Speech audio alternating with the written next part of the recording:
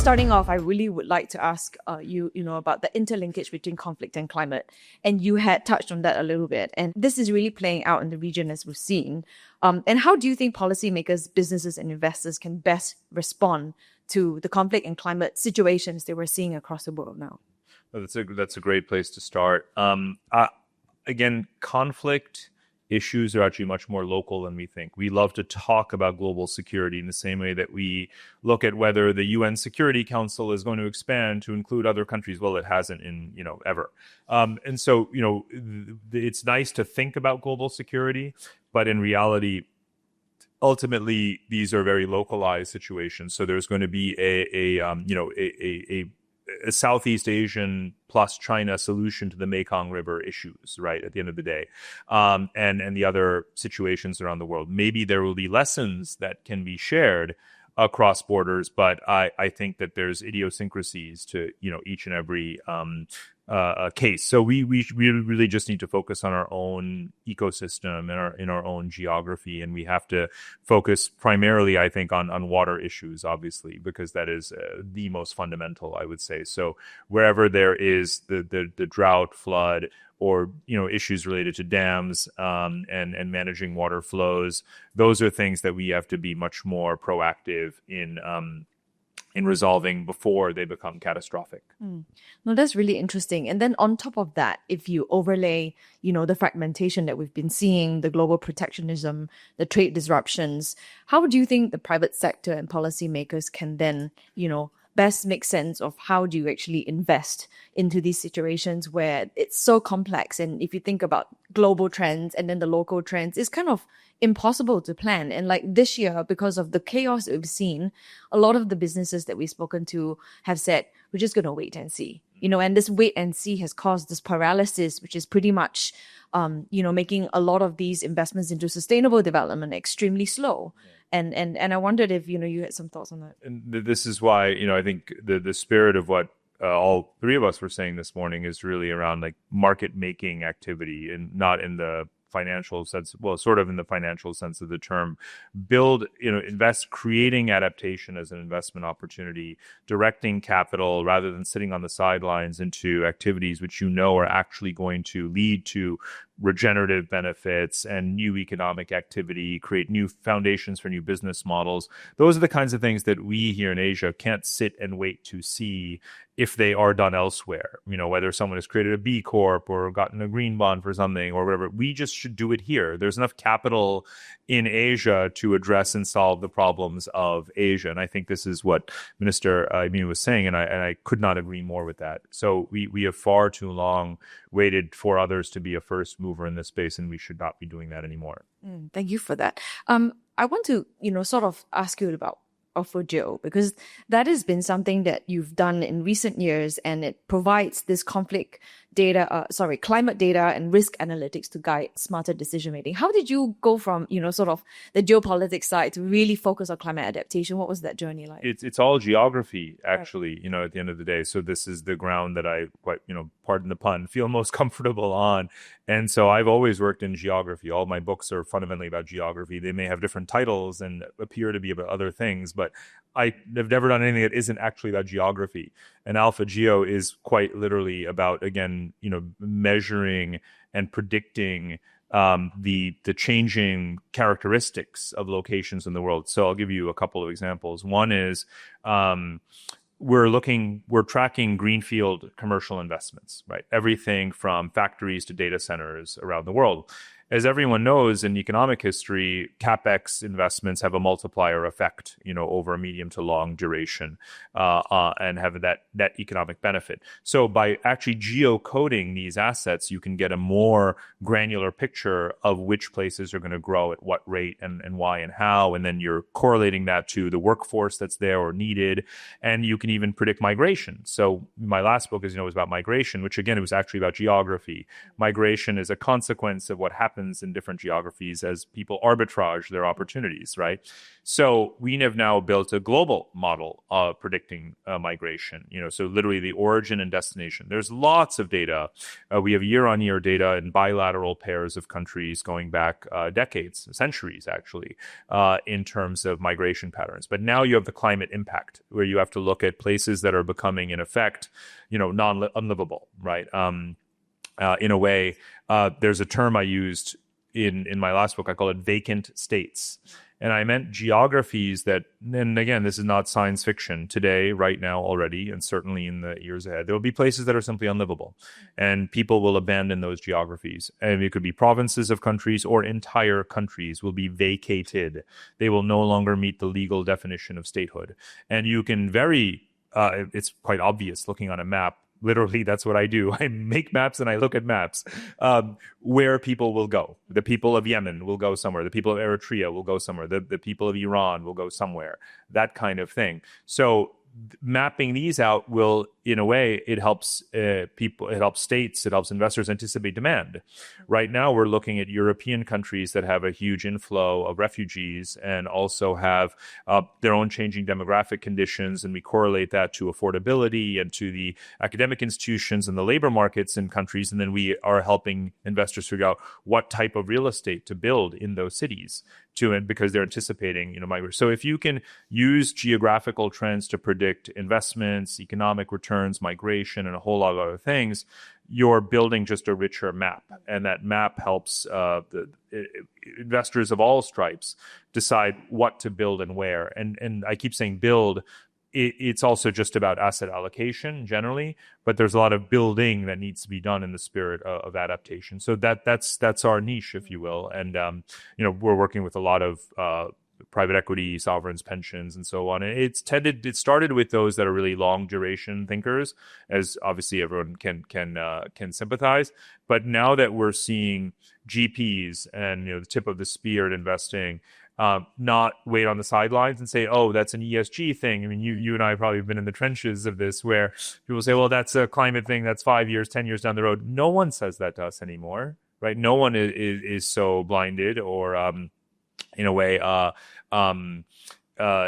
sort of complacent, right? And I think that works in our favor. Yeah. In my address earlier, I was saying how Trump has actually erased federal data sets on climate and weather prediction. And that has really serious consequences for long-term planning and, where you're going to put your money in investment decisions. But I'm super fascinated by this platform. And can you share a little bit about perhaps Asia use cases, how that has guided maybe a specific country or organization to make better decisions and drive better sustainable development outcomes? Yeah, I'll give you a couple of examples. First of all, we're geographically agnostic. So we're Singapore founded and had initial support from Enterprise Singapore, which I'm very grateful for. Our largest investors are here in Singapore.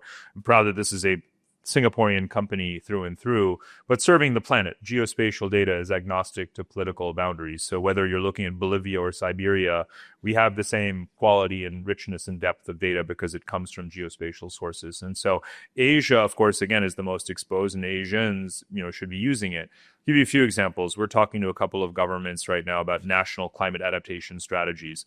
Exactly where are their floods going to be? Exactly where are they going to face higher drought? Therefore, where should they be building flood control mechanisms, desalination plants, better irrigation systems, seawalls? You know all of that today. Whether you are in Malaysia, Indonesia, India, any country in the world, even Japan, right, can use that data looking 75 years into the future and then, kind of ranking and their priorities based on that time scale and starting to make the investments today. So there's federal use cases. Then there's, of course, local corporate use cases, just supply chains, right? Just understanding the exposure of your factories, data centers, ports, warehouses, real estate buildings, as I mentioned earlier, just knowing what your insurance premiums are going to be, knowing what your CapEx, OpEx kind of costs are going to be. So that's an Asian case, right? Where to build what or what. What we're seeing is a lot of asset managers modify their hold sell periods, their disposition timelines on assets to avoid being the last one holding the bag, if you will, on stranded, future stranded assets. So that is an active use case. Another is, and this is the one I'm kind of most positive about, because again, it's proactive and it's helping societies adapt. We have clients that are saying, look, we're acquiring land, in resilient areas, or we want to make sure they're resilient. Please validate, verify, certify for us that this is resilient. They're actually going to be able to upsell those. And that's going to attract investment. It's going to attract populations. It's going to attract businesses, and those businesses therefore become resilient.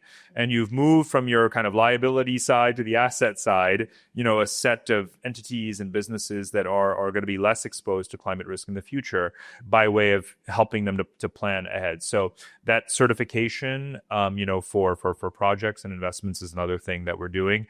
And again, just one final demographic point, where to do retirement developments and those kinds of things. We're seeing this again, even in wealthy countries like Japan. You bring in the demographics of aging with some of the climate risks and we're doing the same thing in Australia too, which has way more climate risk, but helping investors, developers figure out where they should be putting retirement communities. And I think that's obviously, again, a genuine case of investing in adaptation and helping vulnerable communities be more resilient. No, that's super fascinating. And also because very often you hear that conversation around how Asia is risky, and that it's unbankable because there's not enough information or the sovereign risk is really high. So this really, feels like there's a lot more underwriting and confidence in the development of that. I'm glad you mentioned this because, there is this problem that companies like mine have historically had, which is U.S. data is better. And now U.S. data, like you said, some of it is being pulled offline. So there's entire, sort of asset classes that are kind of flying blind because of that. And here we have the problem of data being sparse. And so we solve that problem by providing it at a very granular scale, even across the vast geography of Asia. So that should just not be a complaint anymore, right? When it comes to Asia. Yeah, absolutely. I want to pick up on something you said in your keynote, which is super interesting, about mitigation being a public good and then adaptation being a local private good. I've actually not looked at it in that lens before, but that's, super true. And now we're seeing, with the COP process and a lot of conversations that nations are overwhelmingly focusing on climate mitigation. And that is super important, right? Because we want to keep to the Paris Agreement 1.5. But given that we live in Asia where we're hugely vulnerable to climate impacts, what would a more equitable global balance between the two look like, in your view? I don't know if there is a global answer to this question. We always resort to the global level. We always, ascribe to others the agency at the global level to coordinate. We take comfort in the notion that there can be supranational or global level coordination of things. It provides us some comfort.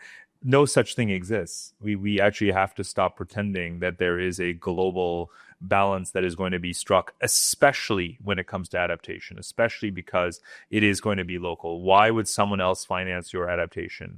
Unless, again, if you take, this is a very self-serving kind of approach that you see. If Europeans say that they want to minimize African migration, then they might invest in job creation and climate adaptation and desalination or irrigation for Africa, so that people in Africa stay in Africa. It's not working. They had a whole process around this starting in the early 1990s called the Barcelona process that was meant to do exactly this. It failed completely. I mean, just look at the results, right? It's not that it failed. They never actually did it, right? And now it's too little too late.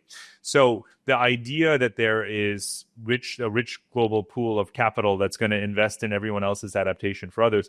You and I have been to COP summits. Let's get real. Any attempt to bring up adaptation by the South gets more or less marginalized than when they do agree to loss and damage fund or adaptation focused finance. Now, this has evolved over the last 3 COPs, going back to Sharm and Dubai and Baku. We're still talking about peanuts, right? Literally peanuts. And those peanuts, they're arguing over who's actually going to finance that nominal pot of peanuts or jar of peanuts. And then if and when that were ever to be capitalized, who will get the money and at what time scale? Come on, in the real world, there's devastation happening. I wouldn't count on it. It's going to be it's a sovereign responsibility and duty of every country to grapple with these challenges domestically and to retool its own economy towards adaptation in its own self-interest, and then its neighbors to help it, and so on. So the concentric circles need to go from the local to the global, not from the global to the local. That's not going to happen. Yeah, no, that's super interesting because in Malaysia, I did a fireside chat with the ISIS Malaysia chairman, and he got very passionate and angry because he said basically the global north has failed the global south because all the financing that they've promised has not happened, and you have the loss and damage fund, but that's not operationalized. And so there is a deficit of trust. And he talked about how the global south needs to speak for itself and find financial architectures that work for the global south. So I think what you said is, really resonant with us. But if you look at the governments in the developing countries, they are basically sinking in debt. I mean, you talked about the climate debt, but we have all sorts of debt happening in this region. And then we have multilateral institutions who are basically charging, a really high cost of capital to the emerging markets that precisely need this finance. And so, do you think that there's an opportunity for us to reform the financial systems that we're using right now? And what recommendations would you make? So there's no doubt that exposed governments already with very high debt, leverage are going to have to put up more capital, as a backstop, in order to guarantee or underwrite, sort of future climate adaptation investments, and then work with the individual multilaterals. And let's not forget regional development banks, which actually could be not just sort of retooled, but more explicitly defined and mandated to fill this gap. So again, always think local to global rather than the reverse. So what is whether it's a municipal bond or a soft federal debt instrument, sovereign bonds, working with regionals, public-private partnerships locally, getting these things done is a very localized bottom-up process. There is never going to be some global instrument, for it. And so that would be the approach I would take. So, and again, the Malaysian minister is not wrong, but it just doesn't help to just say it over and over, right? We literally just have to do it. All of the financial tools are available to us. But yeah, I think, fiscal priorities have to absolutely shift. And that is, again, something that's a psychological awakening that is, again, not universal or synchronized, right? Or simultaneous. We, as Singapore, are way ahead, obviously, of others, but we can afford to be other countries. What we can do is to coach other countries in how to do that. And that's what I think that becomes an investment opportunity for us. GFTN is, of course, one of the tools that helps to do that, where we're a sort of partner in that network as well. So I think that there's limits, though. The capacity gaps in Asia, right, in every respect, governance, transparency, financial systems, maturity, adaptation investments are as vast as the gap between rich and poor in Asia. So again, this battle is not going to be won in New York or Geneva. I just want to emphasize it again and again and again, right? This is a local private good, right? And we're not in a global situation. I mean, he mentioned the trust deficit, right? I've been hearing about the trust deficit, I don't know, between North and South for 25 years.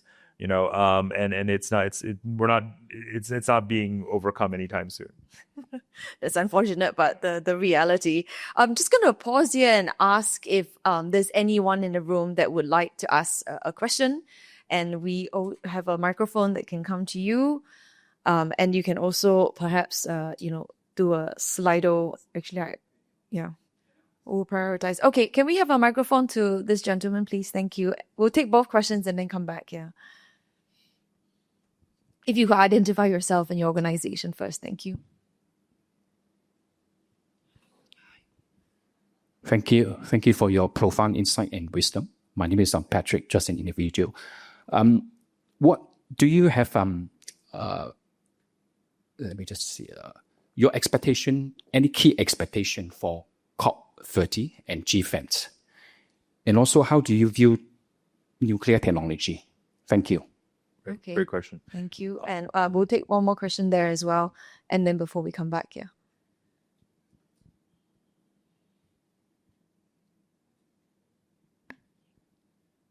Hi, good morning, Jessica and Parag, and ladies and gentlemen. My name is Ace from American International News Service. Okay, we humans are now depending a lot on AI, artificial intelligence, from area like entertainment, finance, health, and so on. My question is, do you believe that AI will not only reduce climate crisis, but one day even solve climate crisis? Thank you. Thank you. Okay, quite a lot there. COP30 nuclear AI. Go ahead. We will solve the climate crisis. The question is whether it's sooner or later. And there in the spirit of the pessimism, I guess, that I opened with, I was asked by Time Magazine a couple of years ago to write a piece of, what comes after climate breakdown, right? Because, people talk about, mass extinction and so forth. In reality, what I sort of sketched out was a scenario where, let's say, 3 billion people survive, breakdown of civilization, if you will. So, AI to be useful, would ideally prevent that cataclysmic scenario from happening. Right now, AI is sucking in more energy than it's producing in common sense outputs. I don't think AI is a substitute for common sense. I don't think we need AI for common sense.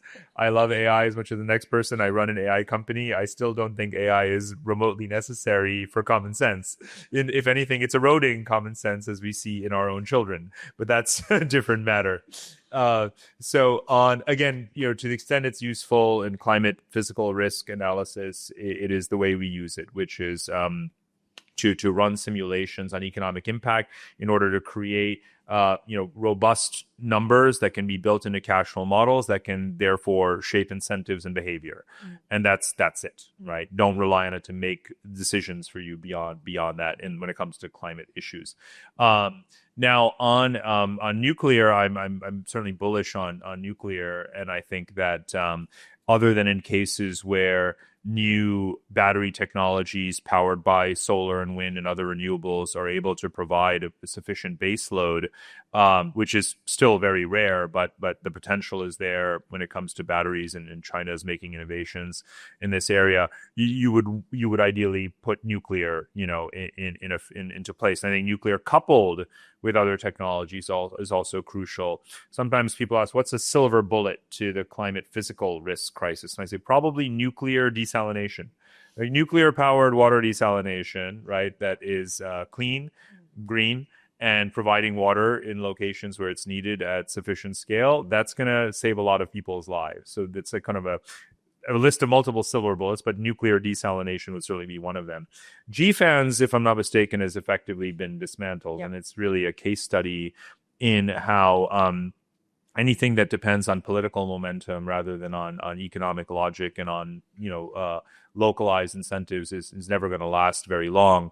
And I always question the extent to which financial institutions actually saw a business case. Again, if they don't, then why would they commit long term to something? So do I believe that it is essential to carry forward with the mission to try to decommission coal-fired power plants and to create the financial instruments? And yes, GFANZ was nominally involved in the margins of that, but more or less combination of multilaterals and private equity, went in and have tried to work on some of those operations. You have really stuff to figure out the business case, for basically decommissioning assets. Where's the return on that? Unless you really transition it to a new kind of power source and have a long-term offtake agreement there. And that's a very complex exercise, but that kind of long-term commitment and that multi-stage financial restructuring of assets that can take a decade to negotiate and implement, we need lots more of that. Wherever there are coal-fired power plants, let's do it. But again, it can't hinge on whether or not Mark Carney's at Brookfield or whether he's prime minister, right? Whether Trump is for or against, that's ridiculous. There has to be a business case that the market allows for over a long time frame and accepts the returns and the risk associated with that. So it's necessary, but not by way of just kind of flag waving. Yeah, no. And then the COP thing, again, as I said, I'm not a fan. I honestly, at this point, would actually end the COP summits. I really would. I mean, when we see, the private jets and the red meat, being consumed, I really don't see the point. I would put every last cent into technology transfer, into the carbon markets, into the activities that Minister Amy mentioned and that you've mentioned. We all know what to do, right? I'm quite, sort of disillusioned, I would say, would be a polite way of putting it. Okay. I wonder what my UN friends feel about it. But I mean, it's the only platform we have, though. I have similar feelings from you. I've covered COP since COP15 in Copenhagen, 2009. And you look at your emissions. Look at your emissions, Jessica.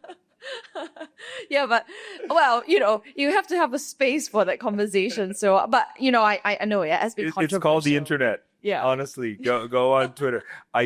You've gone to more COP summits than I have. This is a bugbear. I literally wrote my doctoral thesis on multilateral diplomacy. So even that's scarred me, let alone subsequently going to these summits.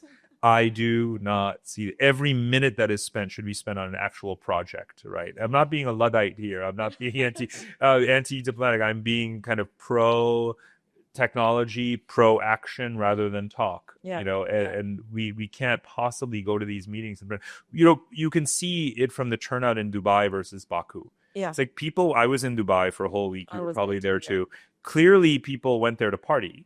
It's the reason. Why did no one go to Baku? They didn't think that Baku throws good parties. And so you barely even heard that the Baku summit happened. I'm not a conspiracy theorist. I get invited to all these things. How can you observe the difference in behavior across the two summits and not conclude that people are clearly not going there to actually do anything? They're literally measuring the relative value of the parties. Yep. This is unacceptable to me. You know what's depressing is that, the crypto bros and the tokenization and crypto conferences attract so much more attention than the climate conferences, which is hilarious. But that is super, super interesting. And I think, on the point of nuclear, even, Singapore, EMA and NEA just issued news this week that they are going to set up nuclear, agencies. And it's experienced a massive renaissance since, the decade of Fukushima, when we've had a lot of resistance. And I think, the Russia-Ukraine war has also really helped that. And I think that at the end of the day, we need to explore all technologies and leave no stone unturned in this new, sort of geopolitical landscape that we have. And I think, on AI, very interestingly, this afternoon, we will have a debate on AI and whether it should be regulated for urgent sustainable development outcomes. And I am reminded of this meme I saw recently of this new word called promptitude, which basically means outsourcing your critical thinking to prompts and AI, which I hope that we are not doing. But just mindful of the time, I'm going to wrap up this fireside chat, super fascinating, about, something that you once said, which is that connectivity is destiny.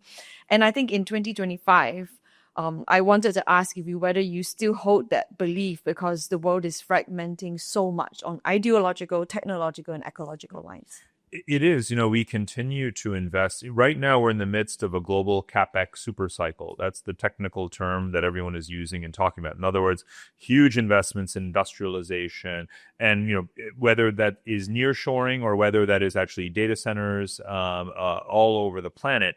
But these things are not actually disconnected from each other. The supply chains upon which even reindustrialization and nearshoring depend wind up actually, amplifying to some degree globalization. So when a lot of people are saying and recognizing that it's not deglobalization, it's reglobalization, and not ruptures and alignments and alliances, but new patterns and supply chain linkages being formed. So just because you don't want to get rare earths from China doesn't mean you're not going to need to get them from Sweden or Argentina, right? And that kind of thing. So I don't lose sleep at night over whether or not globalization is going to remain robust, and that the fundamental infrastructures of connectivity are being built out, because they are. How many new internet cables get built every year? The value of global services trade is catching up and will soon exceed the value of global goods trade. When people talk about globalization, you can do much better than count the number of dishwashers on the back of a ship that traverses the Suez Canal. That's not globalization nearly as much as just data activity is. So we're often mismeasuring. We're often looking at the wrong thing. Globalization is very alive and well. In the last 25 years, people have called for the end of or predicted the end of globalization 5 times, from the 9/11 terrorist attacks to the global financial crisis to Trump 1 and Brexit to COVID and now the trade war. Every time they're wrong. Trade is resilient. Global capital flows are resilient. It's just new patterns emerging. So don't worry about that at all. Worry about how we use it. What is consistent, though, between the whole idea of fragmentation and what we've been talking about this morning is that we should be thinking more about local and regional circularity, right? Why would you want to be procuring fuel and food from the other side of the planet? Why would you put avocados on the back of a ship and sail them across the Pacific Ocean from Australia to Canada when you can localize things? And of course, need to say nothing of energy, right? Coal and oil and gas. So it's a good deglobalization would be pro circularity, because that's just common sense as well. And so I would celebrate deglobalization if that's what people meant by it, because that's literally a more sustainable globalization. But let the statistics around to what extent we're global or not global simply be a residual. And let's focus on doing the right thing here. And that's where adaptation comes in. Whatever we do to adapt and promote circularity makes us more resilient and makes the global system more resilient, because then you're obviously emitting less carbon to conduct the activities that help you thrive. No, and that's very well said. And in fact, we produced an impact documentary this year called Wasted, not about getting wasted, but about the waste issue and how so many of our problems really can be solved if we look at circularity locally. So on that note, please join me to thank Parag for a super insightful discussion. Really, really enjoyed that conversation.